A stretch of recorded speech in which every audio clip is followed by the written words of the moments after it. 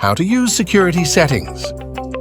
Protect your account and funds with Pocket Options security settings. To do this, regularly change your password for added security and enable two-factor authentication or 2FA. You can watch our previous video to learn how to change your password. To set up 2FA, click on Google under Security and go to the Google Authenticator app.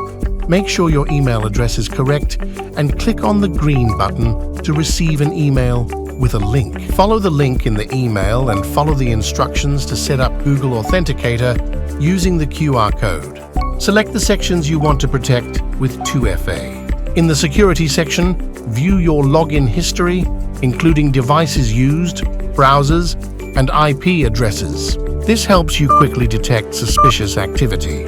Check active sessions and terminate them if necessary to log out of your account on other devices.